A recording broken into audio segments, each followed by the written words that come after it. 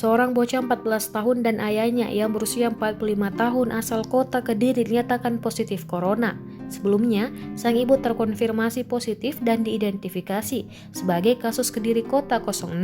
Sang ibu terpapar dari klaster asrama haji Surabaya. Sang ibu sempat menjalani perawatan di rumah sakit dan dinyatakan sembuh. Sang ibu diperbolehkan pulang pada 22 April 2020. Hal tersebut disampaikan Wali Kota Kediri, Abdullah Abu Bakar dalam siaran pers bagian Protokol dan Komunikasi Pemkot Kediri, Sabtu 25 April 2020. Abu Bakar mengatakan 2 pasien positif tersebut tinggal di wilayah perumahan Wilis Indah. Mereka dinyatakan positif setelah hasil pemeriksaan swab dari pemerintah Provinsi Jawa Timur keluar. Abu Bakar mengatakan 2 pasien bocah 14 tahun dan ayahnya masuk dalam kategori orang tanpa gejala, sehingga mereka menjalani isolasi mandiri di rumah.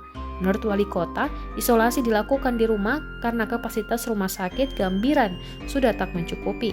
Kenapa tidak diisolasi di rumah sakit? Karena saat ini ruang isolasi RSUD Gambiran penuh, ujelas Abu Bakar. Sementara itu dikutip dari laman resmi penanganan COVID-19 Kota Kediri, jumlah kasus hingga Sabtu 25 April 2020 terdapat 206 orang dalam pemantauan, 14 pasien dalam pengawasan atau PDP, serta 9 orang positif.